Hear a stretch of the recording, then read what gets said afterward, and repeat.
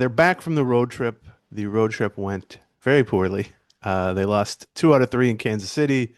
They lost 2 out of 3 in Anaheim. And when I tell you the Angels are bad, they're bad. It took a Well, lot to you could lose just two out take of a look at who three. the starting pitcher was yesterday. Yeah, I mean, just in general, they looked abysmal Yeah, and took 2 out of 3 from the Twins. yeah, The final loss on what, Wednesday to the Angels clinched a losing season for the Twins, which obviously they've been headed that way for quite a while, but that was their 82nd loss of the season. So they've officially had a losing season, and within that, they've lost 13 out of 16 series since the yeah, All-Star break. yeah. 3-13 in series since the All-Star break, including now they've lost 8 out of 9. And some of those 8 out of 9 have been to some like White Sox White Sox twice, twice. Angels in there. There was another bad team in there that I'm not remembering right off the top of my head. But I mean, this is some truly bad baseball. Like this is, we've seen, I'm not going to say it's the worst I've seen. We saw even as recently as 2016, which was when they fired Terry Ryan and hired Derek Falvey. They lost 103 games.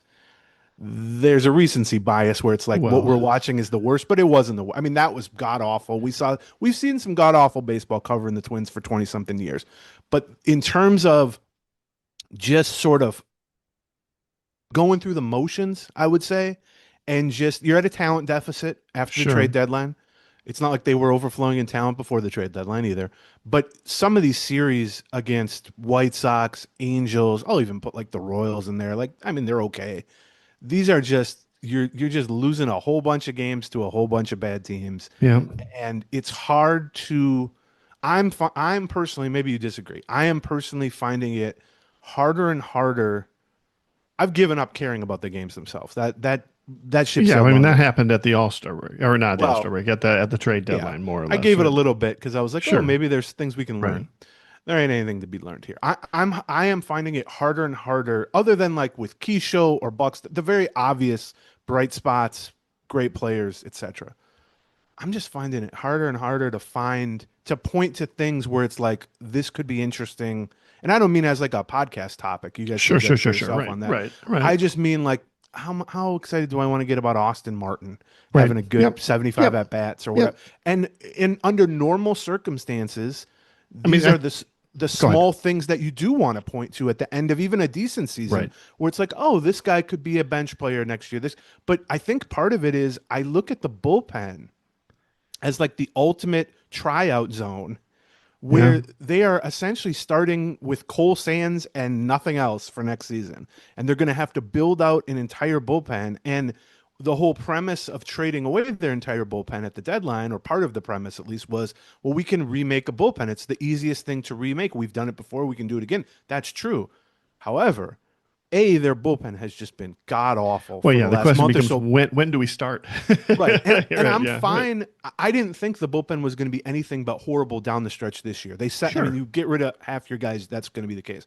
But I guess what I'm not seeing, and this extends to the whole team, like I was saying a second ago, is what can you even point to in the bullpen where it's like, that guy could pitch the sixth inning for us next year. That guy, other than Cole Sands, who has looked much better, although he allowed Yeah. the losing run Wednesday. But other than Cole Sands, because I mean they've leaned on Funderburk and he's had some good moments, but he hasn't been that good. No. They've leaned on Topa and he hasn't been that good.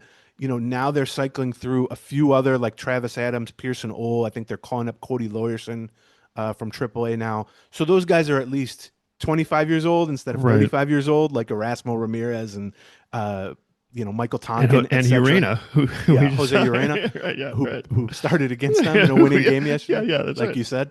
Um, so I guess theoretically, maybe one of those guys emerges here over the final 2 or 3 weeks and gives you something. But we're pretty late in the game here. I mean, we've already played 6 weeks since the trade deadline, and from a bullpen standpoint, Yeah. they've learned nothing. Yeah. I mean, maybe the only thing they've learned is this is a bigger task than we thought. Like, Maybe. Yeah. eh, I feel the same way. I mean, I feel like I've been harping about it since about 2 weeks after the trade deadline that, we can, and, there was a decent excuse 2 weeks after the trade deadline in that, oh, well, we're not, I mean, they've just got to cover innings. Also, the rotation was all banged up. So we didn't have anybody taking the rotation. So, we're forced to put some of the guys who might be bullpen candidates into longer starts or piggyback them or this or that, something like that. okay, I mean, all that stuff is gone now. Like, and I mean, what it really demonstrates is they just don't have that many guys they think are ready to Right. be candidates for the bullpen, right? I mean, if they thought Marco Raya was going to be part of their bullpen answers next year or would benefit from having 2 or 3 weeks pitching in the majors, we'd see Marco Raya up here. There's no reason to have Marco Raya sitting Except down he's there got in a St. Paul. 6.25 ERA. Exactly, at AAA. right. Yeah, right. And Cody Lewis and, maybe Andrew Morris. I don't know if Andrew Morris is necessarily in the same boat as Well, those and I two, think along but those same lines, I think they also expected, certainly by this point, to have multiple starting pitchers in the bullpen. Like we talked about 3 weeks ago, let's say they got 8 guys, but except now Mick Abel's been demoted back to AAA. right, David Festa, who we're unfortunately going to talk quite a bit about here coming up on the show, is out. right, Kendry Rojas is in no position to get called up. I mean, right, like even some of we'll get these guys some innings out of the bullpen. That's kind of gone by the wayside too, because yeah, they still have 6 starters, but they don't have 7, 8, 9 starters where they can right. shift guys there. They've Yeah, now that's a fair point. finally gotten rid of some of the like Brooks Krischke and the Noah Davises of the world, on top Right, of like the Erasmo Ramirez and Urania, where they were truly just seat filler guys. Except the guys they've replaced them with either haven't pitched well or don't really profile as that intriguing. right. Like, Travis Adams, Pearson Ole, maybe they can have a decent niche as a lower leverage, mid leverage reliever or something like that. They certainly haven't shown that yet, but it's kind of like the Austin Martin thing where it's like, yeah, I like what I see from Austin Martin right now. We can maybe talk about him more later in the show. It's nothing against him, but it's like, I kind of wanted to spend the last month plus of the season evaluating a little bit more than can this be the last guy in the bullpen and the last guy on the bench. And it Right. feels like in part because like you said, they just don't have guys like that ready, or the ones they have had ready, like Keisha, let's say, are already in the majors and have been for a while, or there's been some injuries to some of the pitchers they were hoping to try out, which is, kind of par for the course with young pitching, I suppose. And there's been some injuries with guys like Roden and that, but it's Sure. like James Outman hasn't shown much. Like none of the guys that you were kind of hoping would be like, oh, all right, I feel good about this guy to at least pencil into this role, not some big stardom role or something like that, but to kind of start to fill in the blanks. Because the reality of this thing is once this season ends, and we'll probably do this the first show we do after the, October 2nd or whatever we do. Right. You start to look at what you remove some of the free agents, you remove some of the 40-man roster dead weight that they're going to Right. do their house cleaning right after the season. And then you start to kind of piece together not what next year's opening day roster is going to look like, but like where they're starting from as an offseason baseline. Like where are they positioned as they head into the offseason and start to think about trades and stuff. And there's just a lot of big Yeah, holes. of course.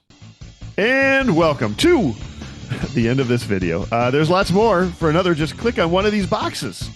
Or click on this circle in the middle to subscribe to all of our Twins Talk. Thank you. Gleeman